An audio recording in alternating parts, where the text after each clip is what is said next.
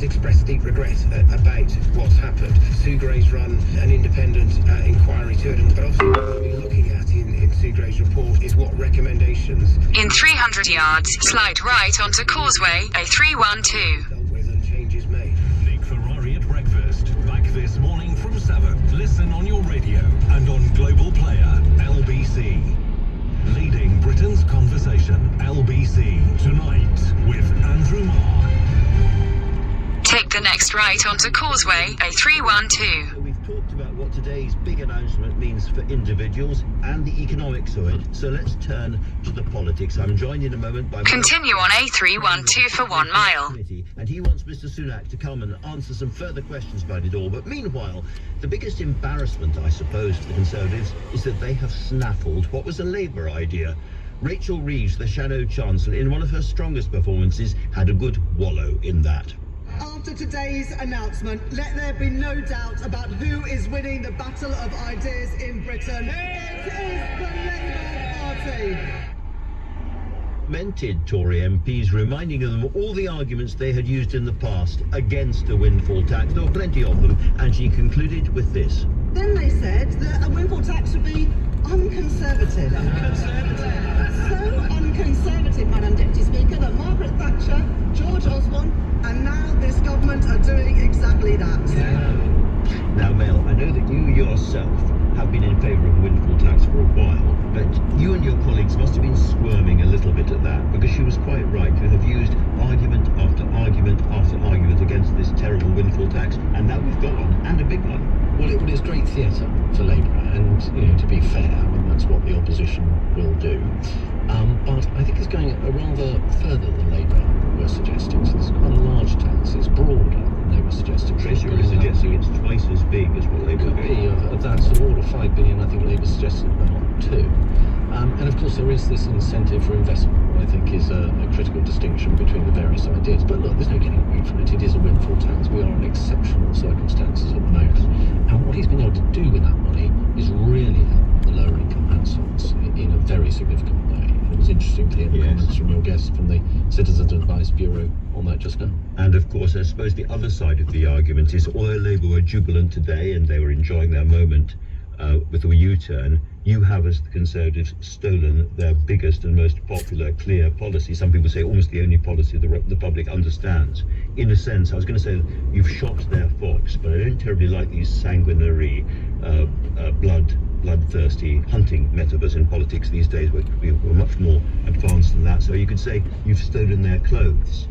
Except that, of course, then leads to the image of the shadow cabinet wandering around Westminster today in their underpants, which is not a particularly attractive either. And so for people watching and listening, I'm sorry for that. Put it out of your minds. But in a sense, in politics, you have taken their big idea, and longer term, that's going to be a problem for them, not you. Well, what I think the Chancellor has done today is he's focused very clearly on helping a lot of people who are going to feel a great deal amount of pain as prices go up and the off-gen cap gets increased in the autumn. And I think that's what this is all about. And I think to those who say, well, Conservatives don't care, we're not prepared to help those that are struggling, then I think today has been a big watershed moment in that sense, because this is a huge step from the Chancellor to support people. It is very, very big. And I know there are some of your colleagues, mostly on the right of the party, who are quite alarmed by the scale of it. They worry that it's going to feed inflation, first of all, and they worry that it is providing an incentive or a provocation for higher taxes to come. Richard Drax, your colleague from Dorset, said it was throwing red meat to socialists. Right. Well, I think on the inflation point, there is a big question here, because transfer payments of this magnitude to struggling families where they're likely to spend that money fairly quickly, they're going to have to, nature of it, they will have to. You have to ask the question, what will that do to inflation? Now, the Americans, as you may know, Andrew, did quite a lot of these kind of transfer payments, and it did feed through fairly quickly to additional inflation. So I think there is a question to be asked there. And if inflation takes off more aggressively than it has already as a consequence, then you then look at money again. Well, you look at monetary policy response being increased interest rates. That increases the servicing costs on our national debt. That puts pressure on the public finances, as well as putting up costs for people that have mortgages and so on. So I was going to there say, are there's no finely easy way balanced around risks. this. Yes, There are risks yes. involved in this. So you've said, I think, you've indicated you'd like the Chancellor to come to the Treasury Select Committee and answer some questions. What, for you, are the most urgent questions he So should be I answering? think the very point about inflation, what is his assessment of what this is going to do to inflation? I think that's very important. I think the second thing is what typically happens when these announcements are made is that everybody, you get a warm glow when it first arrives, and then it starts to be looked at in greater detail. And in this case, you might find there are groups that are not receiving the kind of level of support that perhaps at the moment we're assuming they're getting. So I think we ought to kick the tyres on that and find out if there are gaps, where are they? And is the household fund increase of 500 million, this is the discretionary amount that local authorities can give to those in need, is that enough? And how has he come to that figure? So I think there'll be questions around that as well. Lots of questions there. Let me ask you about the perhaps cynical argument that this announcement has come today because of what happened yesterday in the Sue Gray report and the Prime Minister being under pressure. We've talked about that before. And, you know, we've had, I think, 4 more Conservative MPs come out today and say that... In 200 yards at Wagoners Roundabout, take the second exit onto the Parkway, A312. This is designed above all to push all of that off the headlines. What would you say to that? I suspect, I don't know the answer on the timing because I'm not in number 10, I haven't been part of those discussions. Coincidence or conspiracy? I suspect more coincidence, and the reason I say that is that I suspect there were lots of discussions about exactly what form this very big set of interventions should take, probably right up to the last minute. That meant today, actually, because of course we're going into recess now for a week, so I think there would have been some urgency to get this done. Before the Jubilee celebration. Before the celebrations and everything else. So I suspect more to do with that than anything else, but who knows? There's yet more muttering today about letters going into the 22 about the Prime Minister's future in the contest. What's your sense? Are we quite close to that happening? It's very difficult to judge, but I think not. The actual hurdle that has to be reached with these letters is quite high, particularly if you take out those that are on the payroll. That's the government ministers and their PPSs. You have to have about 30% of the remaining backbenchers to do that. And I sense that the Sue Gray report Exit the roundabout onto the Parkway. has not whipped up their ardour as probably... Continue on the Parkway for 1 mile. The Privileges Committee, and when That's going to be that's the difficult, next won't it? Yeah. very big hurdle around the Prime Minister, but we wait to see. Looking at Conservative MPs on the Privileges Committee, they're not necessarily natural supporters of the Prime Minister personally. They're lawyers. A couple of them are losing their seats in the next election because of eventual boundary changes. It's not necessarily going to be an easy one for the end. Well, I think the members of that committee, and I think of all parties to be fair, will operate without fear or favour. And this is it's really important that those committees are above party politics. Now, as the chair of the Treasury Select Committee, I feel I have a personal duty to fairness to every member of the committee, irrespective of their party and so on. And I'm sure that the members of that committee will operate in the same way. And you haven't had any epistolary instincts of your own, have you? Not currently, Andrew, no. But if Well, I do, you'll be the first to know. Come on and let us know if you do. Belstride, thanks very much indeed. Now, later on, I'm going to talk about the politics, not just of today, but of yesterday as well. Sue Gray Day, with a couple of the most experienced political commentators around. But because today was supposed to be about helping those most in need, I'm going to talk now to Rachel de Souza, Children's Commissioner for England. Rachel, I'm sure that you are grateful in a general way for the extra help coming to hard-pressed families from the announcement. Yeah, so I mean, I've been out actually talking to families in Luton and Dunstable today, and children and families for my family review, and the cost of living did come up a number of times. So I was pleased to see the money that's going in, but of course, I'm always going to say it's never enough, aren't I? And it is a big concern for families. There is a grimmer story still to talk to you about today, of course, because we've had a report from the Child Safeguarding Practice Review Panel about the terrible cases of Star Hobson and Arthur Labinjo Hughes, 2 young kids who were killed by their step-parents in horrible circumstances and probably suffered very, very seriously before they sadly died. Now, this review has lots of recommendations in it. First of all, I wonder, have you had a chance to talk to the Children's Minister, who I gather is Will Quince, about this? I have indeed, and I've talked to the author of the report, Annie, and I spent last night reading it. And I mean, before we have a conversation about it, I just think it's really important that we just stop and reflect on the totally unnecessary deaths awful deaths of these two children who had everything to live for. And remember, I mean, it's seared on my heart, Arthur Lavinia Hughes' words. In a quarter of a mile, at Cranford Parkway interchange, take the second exit onto the M4 slip road to Heathrow Airport M25. This was an absolute, well, these were both two terrible, terrible events. You're absolutely right to remind us of that. Looking at the recommendations from Sir Hudson's report, one is that there should be dedicated child protection teams of police, healthcare workers and social workers all working together locally, specifically looking at children under threat. That sounds to me like it's the kind of thing that's probably pretty urgent. What have you heard about that? Is that going to happen, do you think? Yes, so, and I'm pushing hard for it to happen. So better multi-agency working has come out as a recommendation. Now, let's not pretend here that multi-agency working hasn't been on the table for many, many years. I've been very concerned that many of these recommendations have been made time and time again, but that is a good one, and I think there is a step change in this review in that it's pushing for, right from ministerial level right the way through, for our best social workers, our best child protection experts to be working on these in this most serious area, but also all agencies working together. When you read the report, you can see exit the roundabout onto the slip road. You can see the failures. In a quarter of a mile, merge onto M4. That meant these children died, and you read them and your heart stops. You just think, why did that agency not raise that? Why did that happen? So the report is saying no more last minute, hard stretched, piece together multi-agency work. We need to make it a priority. I agree with that, but don't forget, Andrew, that is only as good as how well it's implemented, and that's the challenge. You talk about multi-agency. There's a report on Monday, I think, the independent review of children's social care, and that called for a once-in-a-generation reset of child social care. We talked about it on the show.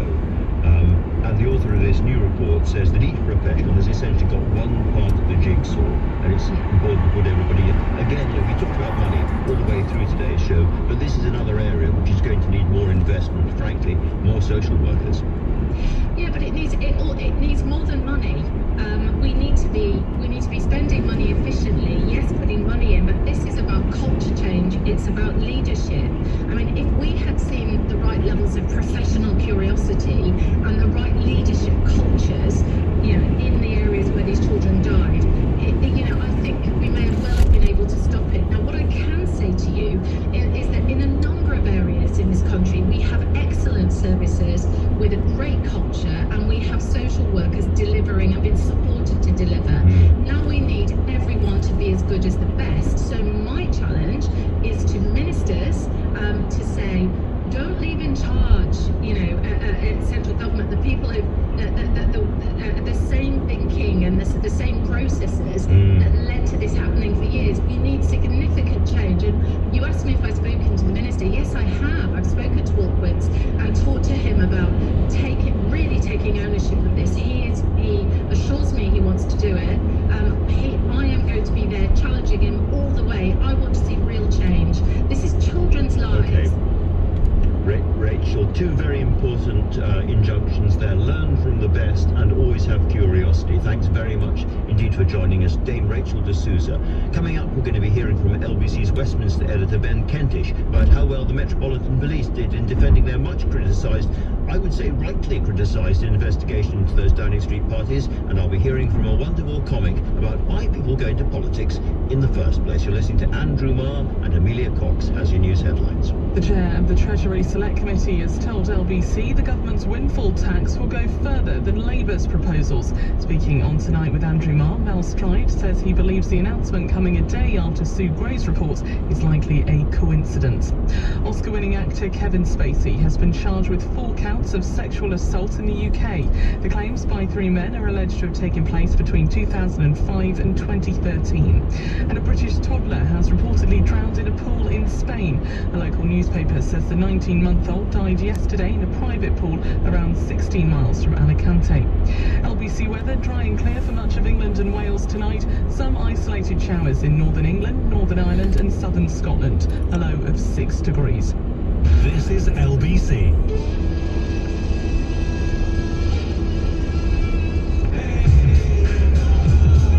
In a quarter of a mile, keep right to stay on M4.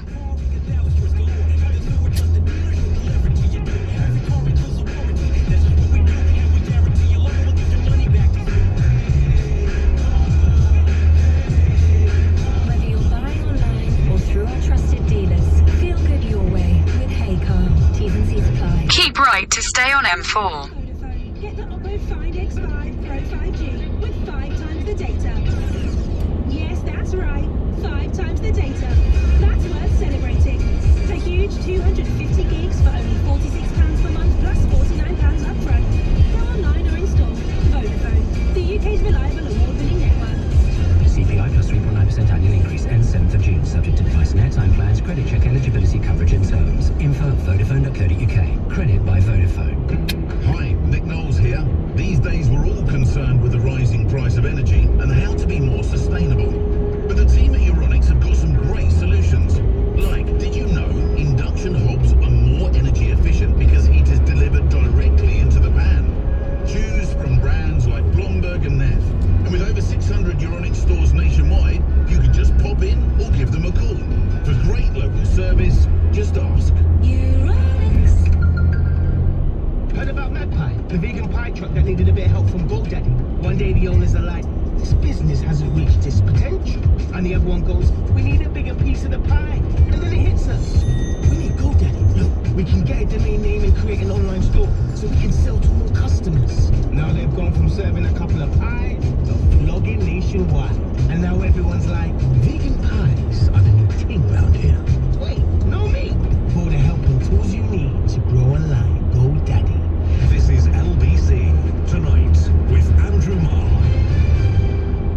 Welcome back, Jim. The time is 6:34. Some days there's very little news, other days there's too much news, and this is one of the other days. The acting chief commissioner of the Metropolitan Police has been talking to sceptical MPs, trying to explain the ins and outs of the Met's investigation into those Downing Street lockdown parties. Ben Kentish is with me. Ben, how did he get on? Well, he faced a pretty difficult time, Andrew. Sir Stephen House, as you say, the acting Metropolitan Commissioner, appearing in front of the London Assembly to give evidence to their Police and Crime Committee over the way the Met had conducted their investigation into events in Downing Street. He insisted that they had acted with integrity during the course of their investigation. He said the decisions were made on the facts and were proper. But he did... In a quarter of a mile, keep right to stay on M4. Yeah, exactly. He did face some difficult questions, Andrew. Not least of all some of the details. He was asked, for example, which of the 2 events that we know the Metropolitan Police are investigating on the 13th of November 2020 were people fined in relation to. We know some people were fined in relation to. Keep right to stay on M4. Was it the party in Boris Johnson's flat? And his response was, I know the answer to that question, but I'm not sure I'm allowed to tell you. And there was some. Continue on M4 for 4 miles. Unhappy with the way that he didn't decide to answer some of those questions. Of course, Sadiq Khan, Mayor of London, someone who helps decide who the next Met Commissioner is, has called on the police force to be more transparent in explaining some of the decisions that they came to. And while insisting that those decisions were based solely on the facts and the evidence, there was a very little in the way of explanation from Sir Stephen about just how they'd reached those conclusions. Did he explain at all at any point why they said they weren't going to investigate, weren't going to investigate, and then suddenly at the last minute they decided they are going to investigate and stymie Sue Gray's report first time round? Did he explain any of that? No, he didn't really get into that particularly, Andrew. He sort of explained some of the processes behind the investigation itself. But as you say, there was a lot of time before the Met did open that probe where they were facing pressure to do so and decided not to. He did go on to say, look, listen, these decisions are all based on the facts and the evidence. He said, I don't frankly care what the Prime Minister thinks. I police without fear and favour. Again, perhaps not surprising that he said that. Let me ask you, Ben, about the other sort of ticking story of the day under the radar, which are these Conservative MPs coming out one after another saying they don't have confidence in Boris Johnson after the Sue Gray report. I think by my count, I might be wrong, you can correct me, 4 MPs today? 4 since the Sue Gray report was published, Andrew. You're absolutely right there. Stephen Hammond, the latest one this afternoon, former Minister MP for Wimbledon, he let it be known and made pretty clear that he'd actually handed in a letter of no confidence in Boris Johnson some time ago. He said he'd been clear that the only thing he could do as a backbencher was to put a letter in, and then he's been doing that for months. So we're up to 4. It's a steady trickle rather than a torrent of MPs coming out. But Andrew, the risk for Downing Street is this: as we get towards the weekend, we've got a week of parliamentary recess. MPs will be going back towards their constituencies, spending time with their constituents. They're going to be asked by their local papers what they think of what's gone on. And tonight, a lot of those MPs are weighing up whether they can look their constituents in the eye, speak to their local papers, and defend what happened in Downing Street. And for some, the answer will be a resounding yes. For others, they're not so sure. And I think that's partly why you're seeing this trickle of some of these MPs saying, actually, I'm tired of defending this. I've got to the point where I want to say enough is enough, and they're calling on the Prime Minister to go. If it remains a steady trickle, if it remains a trickle that dries up, of course, Boris Johnson will almost certainly safe. But if this is a sign of things to come... In 2 miles, at junction 6, take the A355 exit to Slough Central. Similar conclusion. Really interesting, Ben. Thanks very much indeed for that. Matt Ford, let me turn to you. A very, very well-known comedian. I have to confess that you have interviewed me for your podcast. We had a great time, and I drank a bit of whiskey on that occasion. But I've just been reading, this is a politics show, and we're interested in all things political too. And I've just been reading your book, Politically Homeless. And what I was really interested in was that you were a kid living on a council estate in Nottingham, and you became obsessed by politics, even though there weren't political books in your house. It wasn't a very political. You weren't talking about politics. So why did you get involved in politics in the first place? There's so many reasons. I mean, it struck me very early that that's the way that you change the world, and that the world felt very unfair. I'm a product of my upbringing, as I guess everyone is, and I was in a God-fearing house. That probably gave me a sense of values and a sense that if you come together with people, you can sort things out. But I remember the 1992 elections. I must have been about 10 years old, just thinking that this was completely mad that Labour had lost. I mean, it sounds so sad. I remember the day Thatcher left, it all just felt very big and serious. I can't explain why. Was it to do with coming from a single-parent family? Was that part of it, and some of the rhetoric at the time? Definitely. I mean, the snobbery that particularly single mums face, like my mum, I sort of get very emotional thinking about it. Not just from the government, but from neighbours. Even in areas where life is very difficult, the divisions are real, and there's... it was in many ways the most amazing place that I ever lived, because we knew all our neighbours, and it was a very special place to live.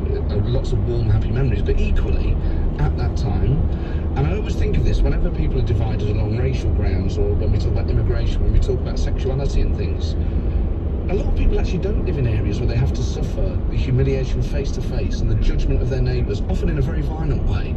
And I just think from a young age that was very vivid. It was on my doorstep, and I guess that's what drove me. In a quarter of a mile, at junction 6, take the A355 exit to Slough Central. All the rest of it. And then you come up against sectarianism, and you realise all those people who in theory love the world and their fellow human beings and want to make everything better really hate each other. Just tell us a little bit about Exit at junction 6. I think it wasn't long after New Labour had won, so I just thought, well, I'll join the Labour Party because I think Tony Blair is really good, and this is very exciting. Every Labour meeting... In a quarter of a mile, at the roundabout, take the 3rd exit onto Tuns Lane, A355. Slagging off the Labour government then. Labour members... BID men in particular. There was one guy, I'll never forget, he had a lovely Nottingham accent, he always refers to him as His Royal Blairness. We've got another dictator here from His Royal Blairness, and it's just the disdain with which they held their own leader. In a way, it was kind of refreshing. Yes. That anarchic rebellion against authority that happens in every party is healthy, but in the right measure. What I really want to do is to encourage people to think that politics is not all bad. There are really, really good people involved, and you worked for a Labour MP, then became a police commissioner, and your account of how he actually got his name around and how he worked the community was very, very inspiring. He was incredible, Paddy Tipping, and people in Nottinghamshire know him very well. And he was a proper grafter, Paddy. And the one moment I really remember was a particular hustings. It's just whenever exit the roundabout onto Tuns Lane. Politicians try to rule by fear, and I think bad ones do. a positive message works better than anything. I remember the hustings, the 2005 election, and on the front of the local paper that day, there'd been a headline saying, "Warning, living in Hucknall, this part of Nottingham." In a quarter of a mile, slight left towards Sippenham Lane. Said, "These jobs round here, they're ruining this community," and all, they all got a good health and plus. Came to Paddy and he said, "You know what? I'm sick of people slagging this area off. It's a bloody good place." And he got this rouse, it took the roof off. So that's really interesting. So somebody I'm sure you would not normally associate him with is Boris Johnson, because one of Boris Johnson's secrets of politics is that people like to be cheered up. They like to see the positive, and he always goes around trying to cheer people up. I mean, slight left towards Sippenham Lane. On the Treasury bench today, but he was grinning his way through Rishi Sunak's announcement, and whether or not that was a piece of, as it were, clever political footwork and timing to move the Sue Gray report and Partygate off the headlines and move something else onto the headlines, he was just wallowing in some more good news. I think what's interesting about him is he definitely does make some people feel good, and probably less people now than he did before all this. Yeah, it's a diminishing asset. Yeah, and he's kind of fun and that sort of thing. But it's all about himself. It doesn't make you feel good about the future of the country, or it certainly doesn't for me. And when I think of some of the politicians that really inspired me... Continue for 1.5 miles. And Gordon Brown, they made you feel really excited about the future. With Boris Johnson, it's just about... He's quite entertaining. So I know Tessa Jowell was a great sort of friend of yours, and actually of mine too. What I remember about Tessa, you say she had this wonderful glow about her. Yeah. But I can remember having a really serious argument with her when she was the person who brought in the smoking ban in pubs and restaurants. And I can remember saying to her, "This country, we will never accept a smoking ban in pubs. You can talk all you like, it's never going to happen." How wrong I was. You know, you have to have in politics a certain faith that things can be changed. Oh, I think so. And I think Brexit was one of those things where, I mean, I'm a passionate Remainer, I think the whole thing's a disaster. But there were times when the argument was in danger of saying, "Well, you can't do that, you're not allowed to." You're like, "Well, don't tell me what I can and can't do. If I want it enough, people will do it." And Britain had the right to vote that way. Britain had the right in all its, sometimes small-mindedness to create a huge fuss. But this idea that actually you have no choice and you're locked in forever, even though I did vote Remain, actually drove me mad at one point. I thought, you can't make the argument on those politicians saying you can't do this, you can't do that. Yeah. And I would love to have seen the vote go the other way. I am a Scottish European Londoner, I guess, and my children are English. I'm a real mongrel now. It has to be said that Brexit drove quite a large proportion of the country, the Remainer part of the country, almost literally tonto. I mean, bonkers. And they're still, I've still friends who are frankly a bit deranged by the whole thing. And what was weird was those people really identified themselves as the sensible people. They said, "We don't fall for Jeremy Corbyn, we don't fall for Boris Johnson, we don't vote for Scottish independence. We are the sensible, calm people in the middle." And then it's very much. They went absolutely ballistic, Well, hang on, your whole selling point was you are the rational, sensible. And they went mad. You think, "Oh, well, it can happen to any of you." Yeah. And it's a real warning, because at times I think, well, my politics are just rational. They're not emotional at all. Yeah. And then actually you figure out that we're all emotional, some of us are just hiding it. You go around the country, you do political stand-up, you do political podcasts, and they are rammed. It's very, very interesting. I was talking at the beginning of the show about political cynicism and so forth, but out there in the country, people are, if anything, even more engaged than they were when you were growing up. Oh, absolutely. I think there's a huge thirst, and I think one of the things that's been really good about this show and about LBC in general, and specifically then podcasts as well, is I never bought into this idea that people had short attention spans. I just never believed it. Even as a teenager, when I was saying, "Oh, young people, they can't concentrate for more than 3 minutes," I was like, I go to football matches. All around the country, Matt, people are just driven into the verge because they're bored and asleep listening to it, I have to say. But people want detail, do you know what I mean? They want to know, and they want to be entertained. They want to know facts and a few jokes on the way, yeah. So that helps, if you make it more entertaining, people do listen a bit more. But equally, I think people do actually like to know what's going on. I never, it's sort of patronising to say to people they can't concentrate for more than 3 minutes. Yes. Let me just going back to politically homeless briefly. So you tell the story in that book of you became involved as an organiser for the Labour Party, and you were even a Labour Party